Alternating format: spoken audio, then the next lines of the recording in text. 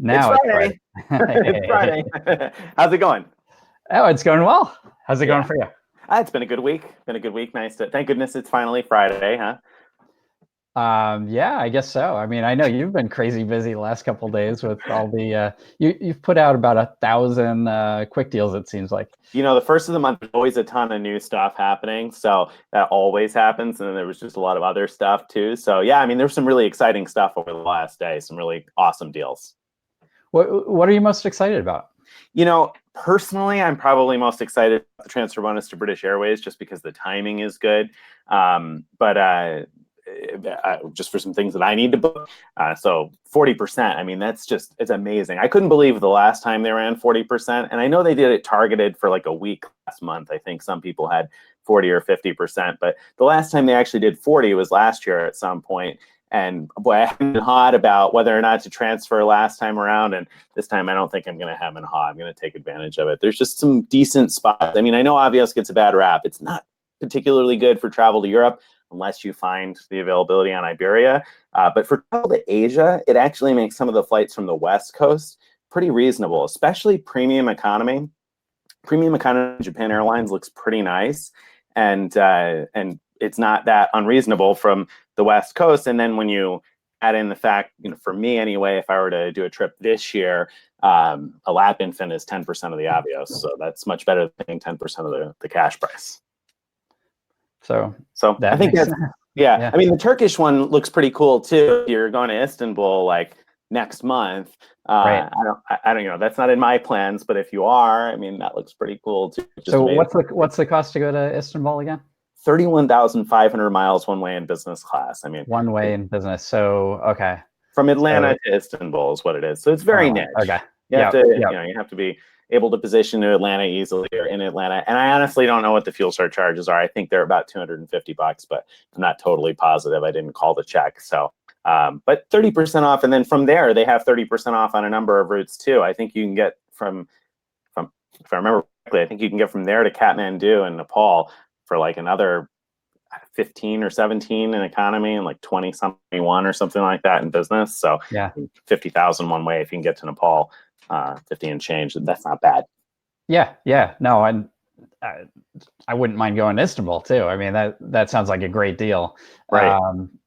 Maybe not as good of a deal as going business class to Hawaii for 12.5, but hard to beat that. But we know award availability is terrible on United for business. But what about Turkish for going to Istanbul? Award availability didn't look good at either. Although I looked on United for partner availability. I'm not sure if they have expanded availability for their own members or not. So again, I didn't call to check on the routes. So the availability to Istanbul looked really poor. The availability on the way back from Istanbul wasn't like typical stuff midweek. You're not going to get like the Friday or Sunday flight that you're hoping for probably, but the midweek availability is pretty good for multiple seats. So again, that's on the way back, which is, I don't know, some people would prefer to fly business to Europe to sleep in the night flight. On the flip side, if you want to enjoy Turkish's lounge and stuff like that, then you'd want to fly it back from Europe. So so it might be a good strategy to do it that way. But yeah, for sure. And for those who don't know, I mean, Turkish, their lounge in Istanbul is known as one of the best business class lounges in the world. So if not the best, so it might be worth arranging your schedule so that you do get to experience it. If you could, it seems like it'd be. And you mentioned United not having great availability, and of course they don't. But I shared a tip in Frequent Miler Insiders week because there's a ton of Polaris availability, especially from San Francisco to Newark, like this month. If you travel in August on a weekday, there were tons of seats with tons of flights with 2 seats available in the real Polaris seats, not like just labeled Polaris, but the actual United Polaris seats. And some days even had 2 flights with more than 2 seats in Polaris. So and so that's going across the country, lie flat seats for again 12.5K, right? And $5.60. You know what's crazy is that because of the Hawaii deal, like going across the country for 12.5 doesn't sound as amazing as it should. Right. But it really is, if you put it in perspective. Yeah, like 12.5 is like the standard for economy. It is. Yet, you found a way that we can do it for in business class, and you're saying the awards are wide open for that particular route. They're pretty decently available. Yeah, from going from the West Coast to the East, going from the East Coast back to the West Coast is not as good. Yeah, I mean, there's some days, but it not nearly as many as coming from West to East. But still, I mean, my goodness, if you were going to fly economy class for 12,500 miles anyway, why not fly Polaris one way and fly economy the other? You know? Yeah, exactly. So oh, hey, I know this wasn't on our agenda, but I just thought it'd be worth telling the story about what happened to Stephen last night. Oh my goodness, that's a good story. So last night Stephen emails Nick and I and says, I need help. Apparently he was trying to fly from Norfolk, Virginia to New York to catch a Cathay Pacific flight to Hong Kong, which then he had another flight from there to get to Bali. And that leg from Norfolk to New York was canceled. All the American Airlines flights were canceled. So, you know, we jumped online trying to figure out, is there something that he could do to get there? And most of the other flights were all full or massively delayed as well. And I mean, at that point, I think he was thinking he was going to have to get there a day late, and that's going to, you know, be a pain with your hotel reservations and everything else. You get there a day late, so I think he was about to accept the fact that he wasn't going to make it. Right. And you know what made the difference is I've been using flightconnections.com all the time to see where are all the routes that different airlines fly. So I jumped on to see what are all the Cathay routes from the US. And there are several from New York, and there's which I didn't even know there's one from Newark. I knew that there was JFK. Newark is more convenient for me, and I didn't even realize there was a flight from Newark. I didn't know it either until Flight Connections told me. But I found one from DC, and it was going out not last night, but like 2 a.m. this morning. So essentially last night. And I emailed that to Stephen, and he was able to get it changed to that flight. And they actually rented a car and drove over there and got on their flight in time. So that was great. And that was huge. And I know Stephen, thanked you on Facebook, and he thanked you over email. But I think that was really huge for Stephen, because I mean, that was really going to throw a big wrench in his plans for his trip. If not for the catch. Right. It was a great fit. If he hadn't been able to go last night, he would have not been able to go on his original flight to Bali. So they had to push that back, and who knows what kind of situation that would have been. Right. Whether there were seats available or whatever. Even seats available to get to Bali the next day. Yeah. So that was a big save. So Flight Connections, apparently well worthwhile. And so how did you do it? How did you search to figure out the routes to the United States? Literally just put in Cathay Pacific. There's a drop down for airlines, and you start typing and it auto completes. Perfect. That's it. And then it just shows the map, shows all the connections, and super easy. Super. That's helpful. Actually, I've been looking for some stuff lately that, and you've talked about Flight Connections a couple of times. I've seen you speak of it, and I've used it some, but I haven't used it a ton. And actually, I'm thinking of some situations where that'd be helpful for me too. So yeah, that's a great tip. Yeah, it's what a great app. Now I did go from there over to Google Flights to see what time the actual flights were. But yeah. Right. And then there has to have been seats on it, of course, but American was able to make it all happen for him. So that was great. Big save there. So that was the best news probably of the week. So going from the best news to probably the worst news of the week, or at least of the last couple of weeks anyway, Amex has axed the easy way to cash out your fee credits on Platinum cards and the Aspire card and the Gold card, because it used to be that you could pick an airline and buy gift cards for that airline. It varied a little bit from airline to airline as far as what denomination and how you had to buy them, but now the gift cards aren't working. Right. So and that sucks. It sucks for many people. It doesn't affect me, except in one particular way, which is when I have friends with a Platinum card who are not into the hobby and don't know all the little tricks. No, yeah. I tend to tell them the gift card trick, because it's like, what a waste if they're not using their airline fee credits at all, which often happens. Right. I have I know plenty of people who have business or have platinum cards and don't end up using those fee credits at all, which is a crime. I mean, that's crazy. Before I could just easily, and with the CSR, of course, no problem. You just get your fee credit when you spend anything on an airline. I think US Bank is super simple like that. The Ritz card, it's easy to cash them out. I can't buy gift cards anymore. I'm done with the platinum card. It's over. It's gone. Done. Right? So as you know, right? and as I've told readers today in my post, it's actually very easy under certain circumstances to get cash back, which is better than gift cards from those fee credits. And the way I do it, well, so the trick is you need to be able to book award tickets and be able to cancel them for free if you decide later you don't want them. And so so the thing is, I have Delta, high-level Delta status. That gives me the ability to make changes to awards and cancel them and get the miles redeposited for free. There's no penalty for doing that. So what I do is I book awards all the time for me, my family, and I use, when I'm doing that, I use the cards that offer airline fee credits. Not just the Amex Platinum, but there's a number of other cards that do that as well. But with Amex, I specify Delta as my preferred airline. And that way, when they see these fees, which are the the taxes basically on the awards, those look like airline fees, which they are. I think that's a perfectly legitimate reimbursement. And I get refunded. So the credit goes to my statement.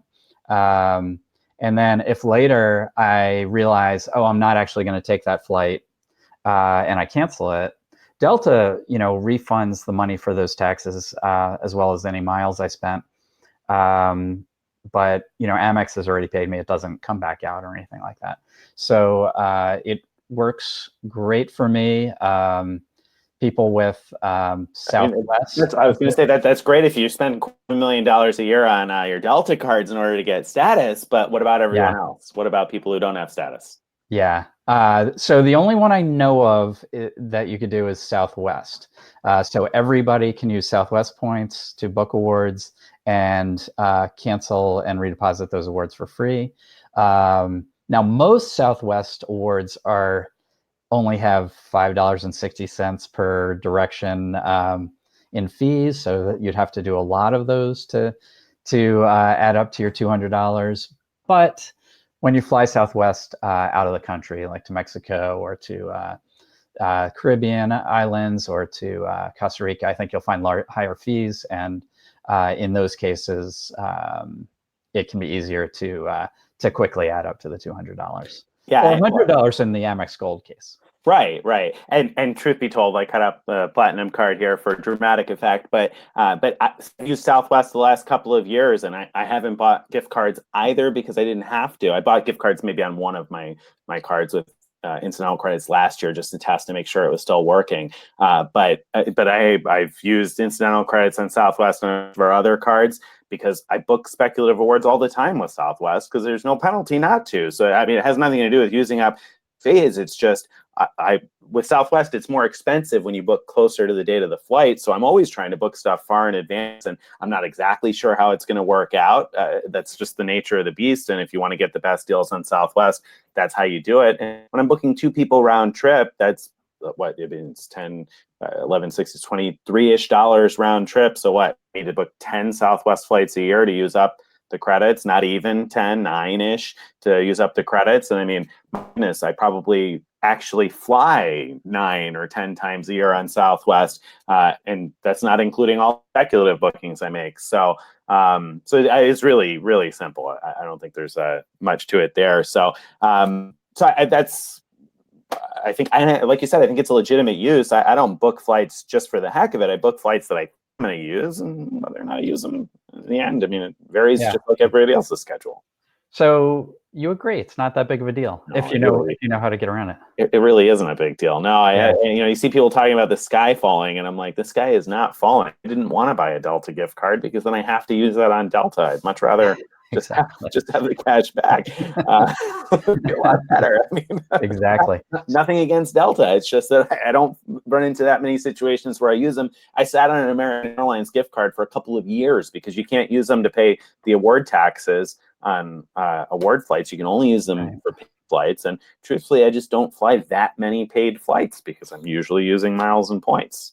Right, right. Of course, now you're going to be using Turkish Miles all the time, but right. So I'll never pay for another flight again, and probably never book another Southwest flight. My credits are going to languish since I can't use them for gift cards anymore.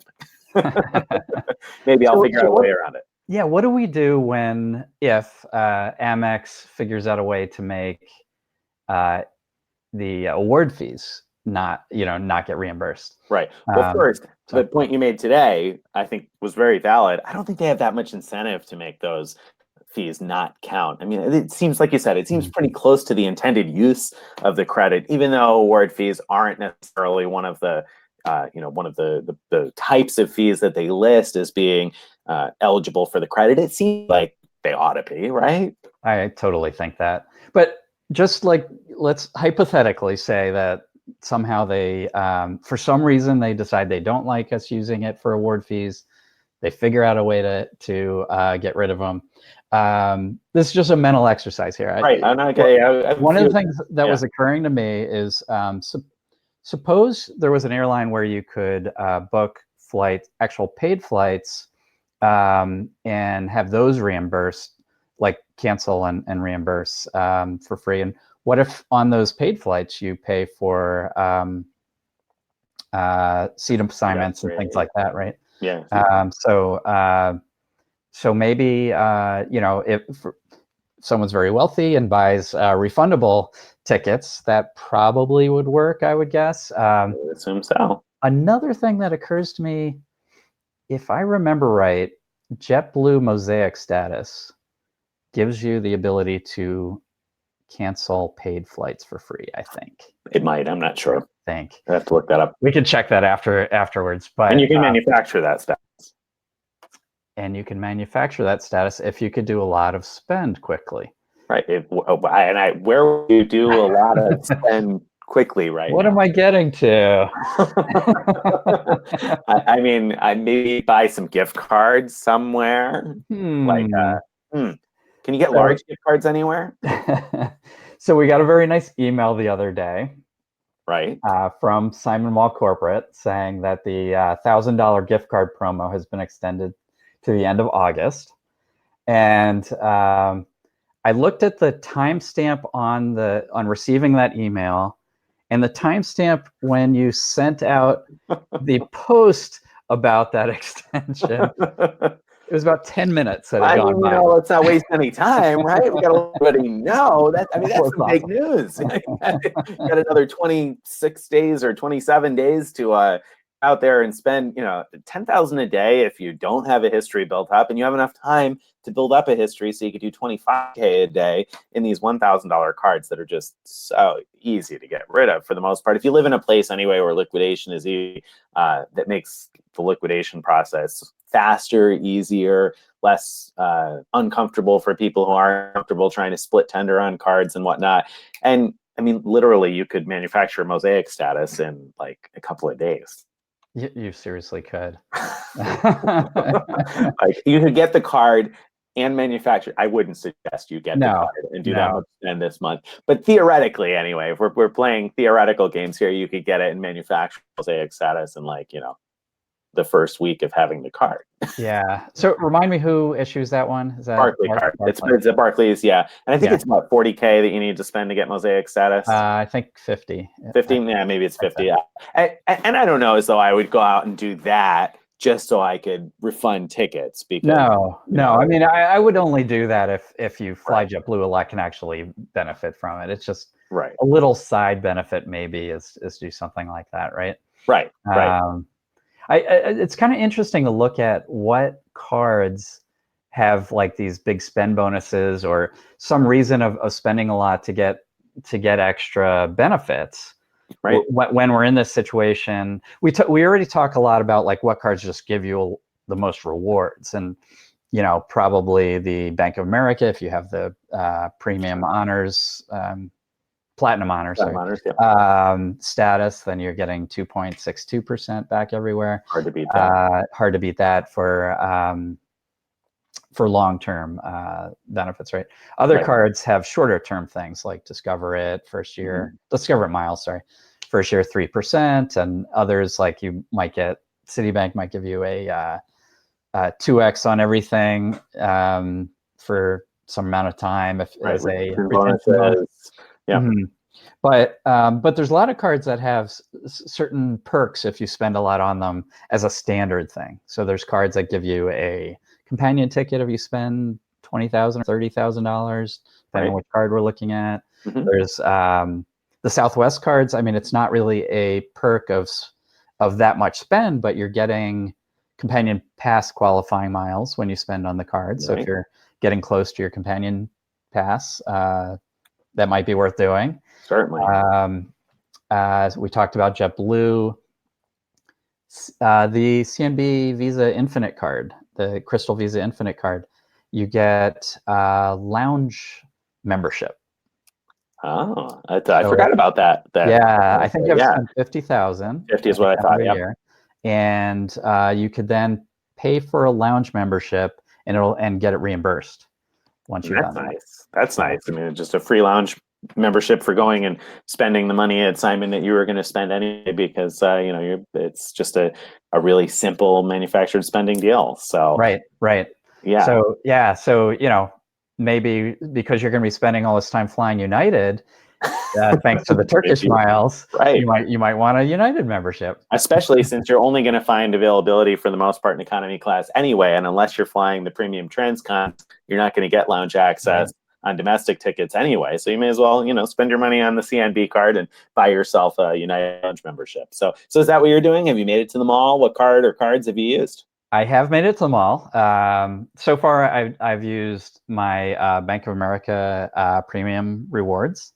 I used my Virgin Atlantic card, which is also issued by Bank of America. So I was a little nervous about that, hammering too hard on Bank of America cards. I don't know if they look across them or not. Yeah. But I like that play because you earn 1.5 miles per dollar spent on the Virgin Atlantic. You earn 1.5, plus you get tier credits towards status. Plus they have different levels at which you get bonus points with a certain amount of spend. They also have a new thing for new card members where you get a companion award ticket thingy. It's really hard to describe because it does multiple things under very specific circumstances. So whether it's actually worth anything to anyone, I don't know. But what I don't know and wasn't able to get answered by calling them was, do I, as an existing cardholder, get this benefit of I spend $30,000 and get this companion ticket / upgrade thingy? I thought that, if I remember correctly, I thought that was addressed somewhere, and it was in our post about it. If I remember correctly, I could be wrong because I didn't look at this today. I didn't have this on my mind, but I thought that we were able to confirm that it was for existing card members. But maybe I'm wrong about that. So it's worth looking into for sure, because it might have some uses. And if you're going to be spending the money on the Virgin Atlantic card anyway, then you might as well see if you can get that benefit too. Yeah, I'm going to tell you another card that I'm thinking of. I don't have it at the moment, but I'm thinking of it, and it's going to surprise you that I'm thinking of this. Well, my next question was going to be: are you thinking about opening any new cards? Because I mean, how I am, and I think that people ought to be. So what I've been looking at is this opens up, if you have a way to liquidate these cards. Obviously, you have to be able to do that, but it makes it a lot easier to do those sign-up bonuses that have a large spend, right? Right. Unfortunately, what is the best sign-up bonus with the big spend that's out right now? Well, the Amex Business Platinum card, I think. You're going to spend, I think, $20K to get the 100K points. And that won't work at Simon. So forget Amex cards when you're looking at... leave them at home. When you're looking at Simon's spend. No. Do you want to guess what this is? A total oddball card. I will give you a hint. It has right now it has a higher offer than usual. I think it's matching the highest we've ever seen for this card. Wow. So I remember writing about one that just hit a new high the other day recently, but I can't even recall off the top of my head what it is. So no, That's that's how unexpected this card is that it's on my radar. right. Clearly, because I can't even predict. Like I said, I think maybe I wrote about this recently because it is ringing a bell that I did write about something with an increased bonus that we All right, hadn't. here's another hint. Bank of America again. Bank of America again. Oh my Again. goodness. Like that might be dangerous, right? So you're looking at Yeah, Amtrak. I'm looking at Amtrak. All right, that is funny because we didn't talk about this beforehand, and yesterday my wife said to me, and I should preface this with my wife doesn't read the blog every day. She stays up on miles points. She likes to do the manufactured spending, but she doesn't really follow offers. And yesterday she said to me, "Should I get the Amtrak card?" And I was like, "Where did that even come from? Why the Amtrak card?" Okay, so if you spend $20,000 in a year on the Amtrak card, you get the ability to convert the points 1 to 3 to choice, right? Choice, now, as you know, you can buy choice points for what, 0.75 cents each, I think? Right? All Yeah, right. exactly. 0.75 So, cents, as long as you have 6,000 to start. yeah. So each Amtrak. So if we just say that's the value of choice points, Okay. right? Is 0.75. Like if we're willing to buy them, then right, they're obviously worth that much. They're Or worth that much. Yeah. They're usually worth more when you redeem them. But since you could always buy them at 0.75, you can't consider the value you're getting in the credit card spend as more than that, because you could otherwise get a cashback card and buy the points as needed, right? But so if you're getting 3x, that's 2.25%, right? Yeah, it is. If you've got to use for the choice points, it is anyway. I mean, so if you get the sign-up bonus on that, you do your 20K spend, you're at what, like 60K Amtrak points, right? I don't know if there were any usable bonus categories on that apart from Amtrak, were there? No, I don't think so. Well, there might be restaurant or travel or something, but nothing that you're actually going to use that card on. Right. So you end up with 60K. So then you end up with that many choice points. Is that like, well, isn't there a limit as to how many you can transfer though? There is. If I remember right, I think you can only do 25K a year. Right. So that would give you 75K choice, but I think it's calendar year. And so the way it works, I think, is like once you reach this threshold, you can do I think you could do the transfer twice, because you can do it before the end of this calendar year and then do it again in January or February or whenever, as long as it's within 12 months of when you met the threshold or something like that. I'm not sure, but enough use for choice points to make that worthwhile? No way. It's just it seems like a no way. No, but I'm gonna open it, do the spend, and get the points. Why not? No, I shouldn't have said no way like that. I mean, Choice has a lot of niche, high value awards, and as you found with the one, what was the name of it again? It was the Hotel Napa Valley, I think is what it's called. It's okay, so it doesn't have a fancy name, but no, it's in collection property. But it looks fantastic. And I've regularly come across choice properties that have very good solid value, even if they're not like, as amazing as what you're talking about, but over 1 cent per point value. And so it's good, but it's more, for me, it's more about, it's fun to me to one, be earning Amtrak points for the purpose of getting choice points, and two, like having to spend a certain amount to be able to unlock this capability. It's like a game, and so I like that about that whole strategy. Will I actually do it? I don't know. I haven't decided. It's an interesting idea. I thought about it for being able to convert some to choice. My wife actually brought it up because we were looking at train tickets for something. My first reaction was, when do we ever travel by train? Because I didn't think, and I'm sure she probably didn't know about converting them from Amtrak to choice. She was literally thinking about a train trip. But I was like, okay, that's going to be like 10,000 of the points. What are we going to do with the rest of them? And of course, Right. I knew if you spend 20, you can convert them to choice. And I like that play because, like you said, there are times with choice where you can get pretty good value. Certainly in Scandinavia, it gets talked about all the time because of the properties where you can get free breakfast and free dinner. But even in the United States, you found that Cambria Suites a few years ago by LAX. That's way more now, but it was a great value at the time. And you find things like that now and then. And sometimes on a road trip, what difference does it make whether I'm at the Clarion or the Hilton Garden Inn or whatever other mid-range, limited service type place there is. And there are times like that when choice points do come in handy now and then. Yeah, they do. They do. So so that's one of the things on my mind. What about you? Are you thinking of signing up for any cards to take advantage of? Yeah. So I've got the Premier on mine, the City Premier, which we probably should have added to the collection a long time ago. So we haven't done it, but I think I'm leaning towards the City Premier anyway. 60,000 points after spending $4,000 in the first 3 months. I know the affiliate offer expired on that just recently, but there's still a working link on our offers page to that 60K offer. So that's out there. That's on my mind. It seems like a great deal to be, especially now with this Turkish thing. I mean, I think that's part of what's pushing me there. Like, that's just very, very easy.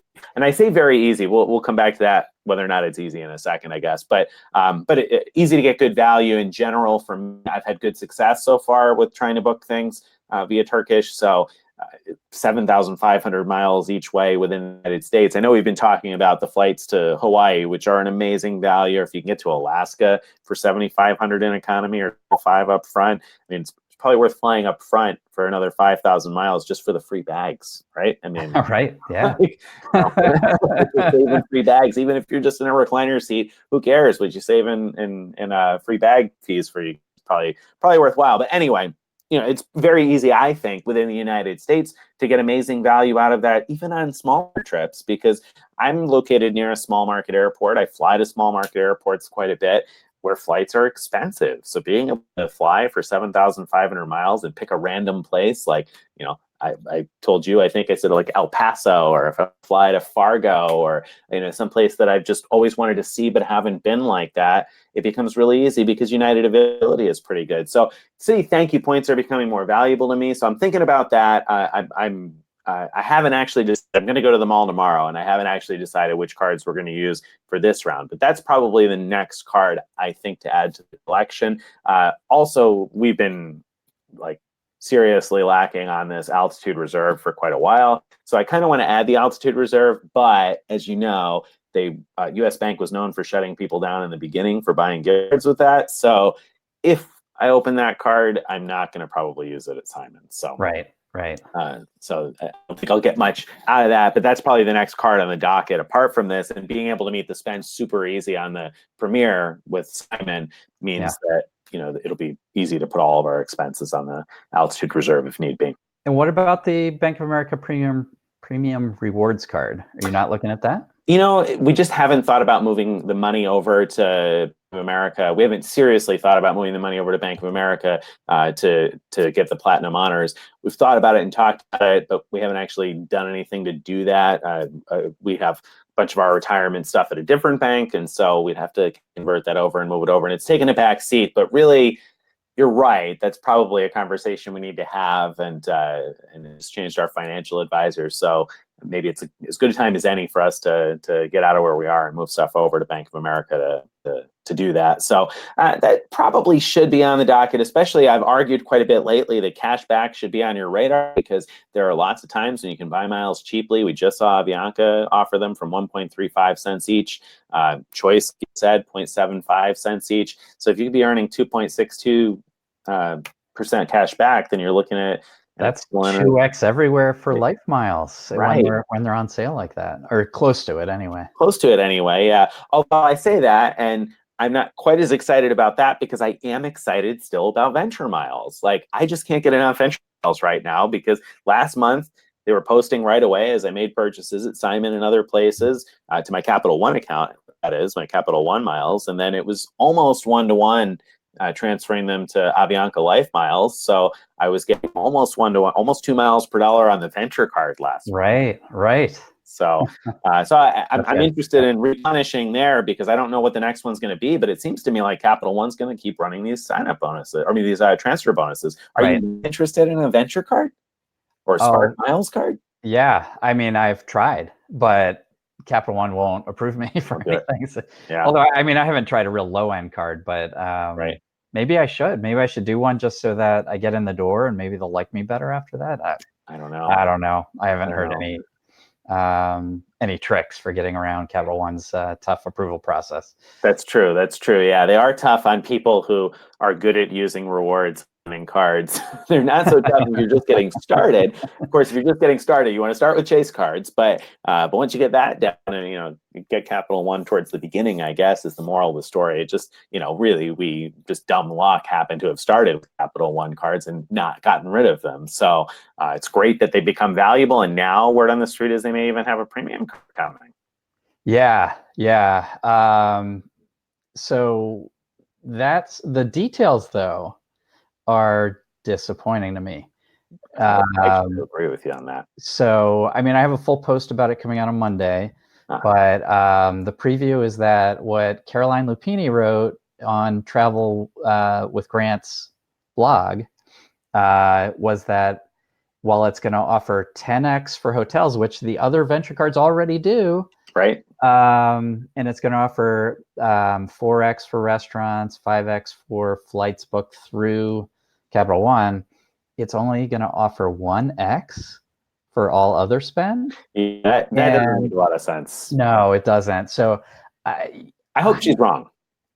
Well, you know what? I hope she's wrong, but I actually really think it's very, very likely that they floated some information out that's close to what they're thinking of, just to get reaction from the public and see what people say about it. And because they're talking about Q2 next year, so they have almost a year from now, not quite, but almost, to make changes if people react negatively. So my post for Monday is fairly negative. Well, I'm sure I'm trying to help out Capital One by giving them some constructive feedback on that card. It's that's worthwhile. I think it's worthwhile to give them that constructive feedback because my goodness, have they amped up the feature in the Spark Miles cards and made them worlds better than they used to be, right? So they seem to be open to feedback. Yeah. So it can't hurt, and I do believe that at least some of them do read frequent milers. So if you're watching Capital One, do better. All you need to do, two things. You have to do 2x on the everywhere else on that card. Right. You have to. The other thing, you need to have at least 4x for travel in general when we're not going through your portal. Do those two things, and we're gonna love the new card. You know what? I'll give you one other adjustment that they could make that would make it a game changer that I think would make it different. What's that? Supposedly 10x is going to be if you book through the Capital One portal. Now, if booking through the Capital One portal worked at like one of those very few situations where you do get elite credit and hotel points and things like that, if it worked like a regular travel agency, then that would make a difference. And apparently Amex is able to make that work with fine hotels and resorts somehow. If you could actually earn hotel stuff booking through their portal, then okay, give me the 10x, because right now you can get 10x at hotels.com, but the disadvantage there is that you're not going to get hotel points, you're not going to get elite credit, and in many cases you may not get elite benefits. And really all I want out of that is the elite benefits. I want to know I'm going to get breakfast and late checkout if I need it. So I'm not very likely to book through your portal, Capital One, unless you can make sure I'm going to get that stuff. Right.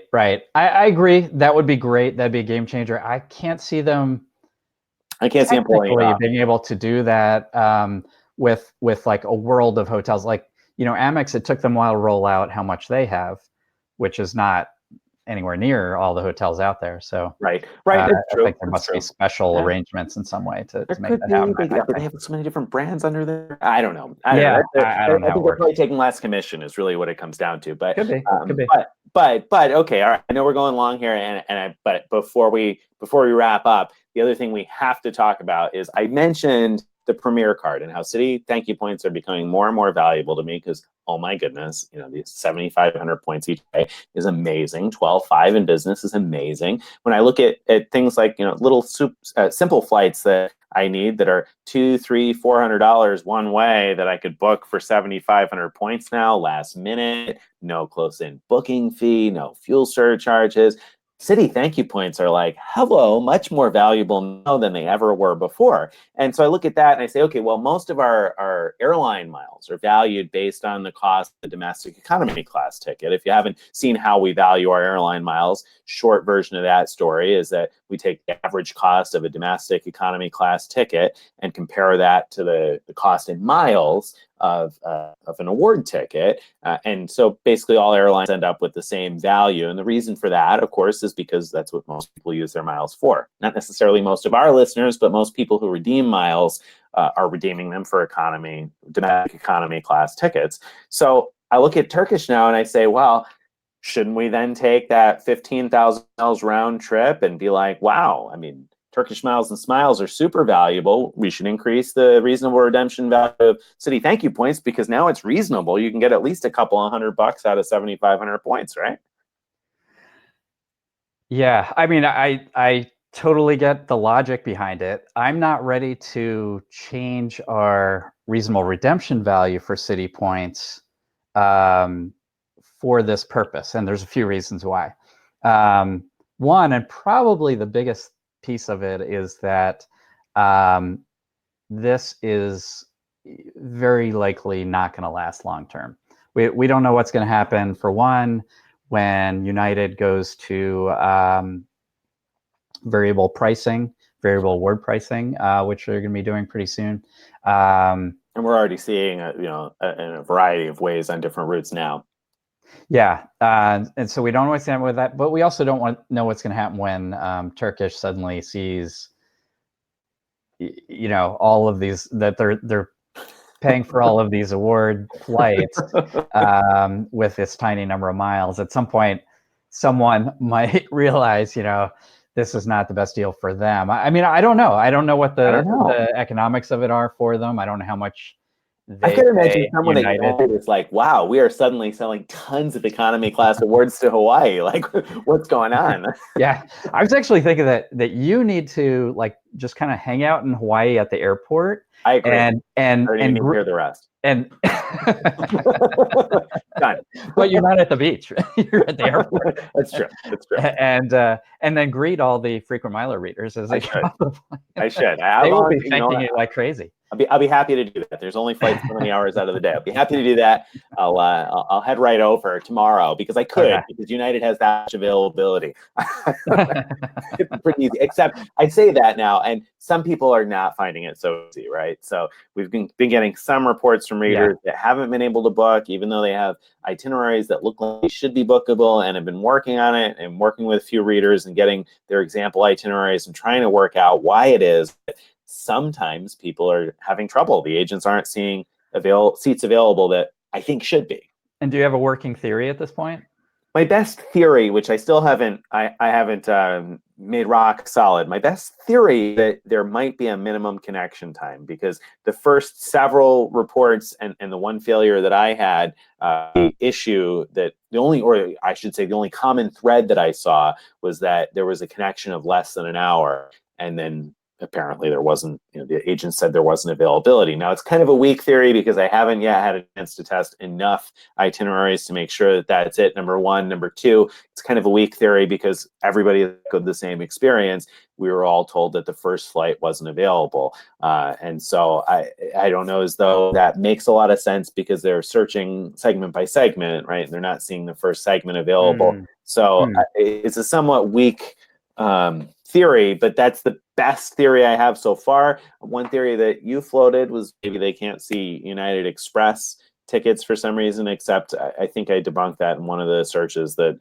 I was able to find something with United Express that they said we could ticket. So so still working on it. I don't know. Yeah. All right. I'm sure you're going to figure it out.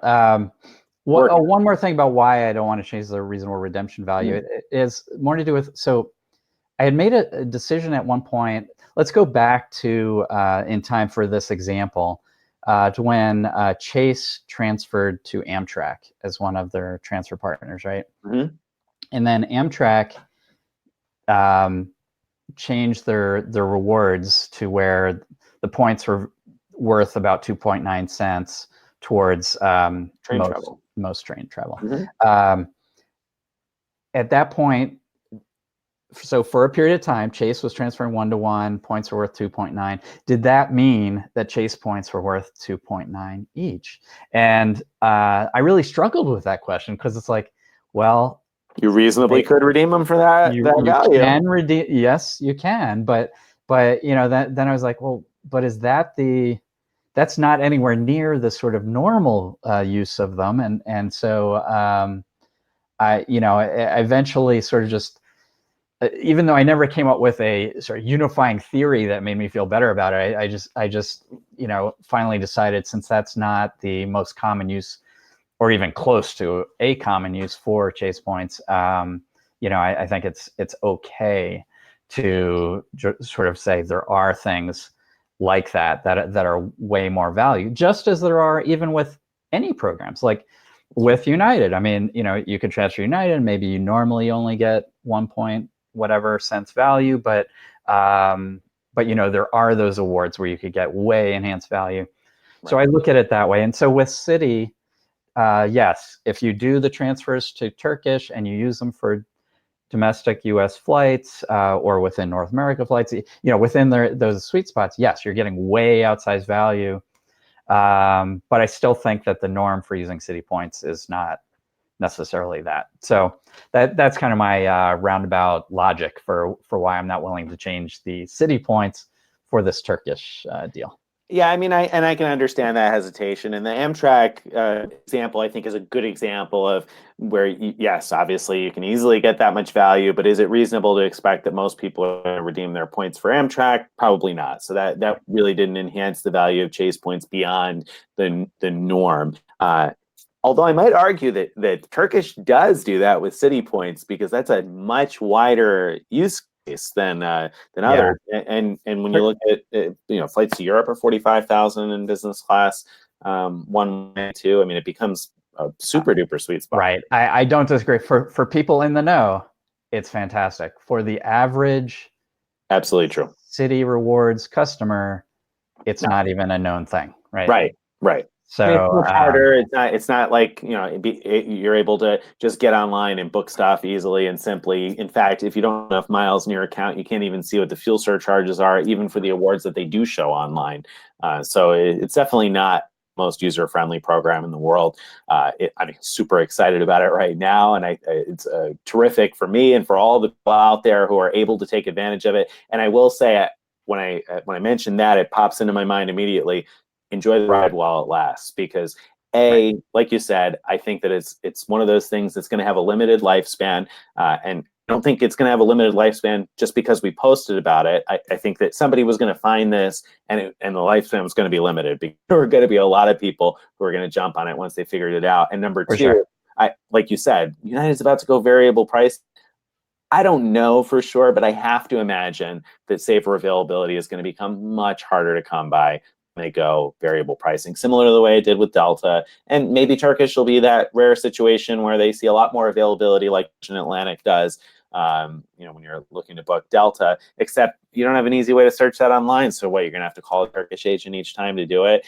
This thing is a deal that's like, I feel like it's living on borrowed time as it is. So get in while the getting's good. And yeah, for sure. Now. That's great advice. That's definitely great advice. One thing totally unrelated, I just want to say before we get off the call, Grant from Travel with Grant announced on his blog that he got married. And congratulations, I want to say congratulations if you're listening, Grant. That's fantastic. And go to his blog and read the story about how it all came from a shopping portal bonus. That's why he's married today. So the shopping portal bonus that I might add, Greg broke the story on. So one might argue that Greg is responsible for the ultimate, lifetime happiness in Grant's life. You're welcome, Grant. And with that, we'll bid adieu. Very good. Well, thank you very much. Pleasure being here. Always a pleasure having you and anybody who's out there listening. And remember that if you're watching this live, you can also download it via podcast. So those links are all going to be in the Week in Review post tomorrow morning. So that's Saturday morning. And so if you're watching this live and you just jumped at the end, don't worry. You can obviously watch the video later, but also you can download it on all of the various podcast formats. You belong on radio, man. That was really good. All right. Take care. Bye, everybody. Thank you. Take care. Bye-bye.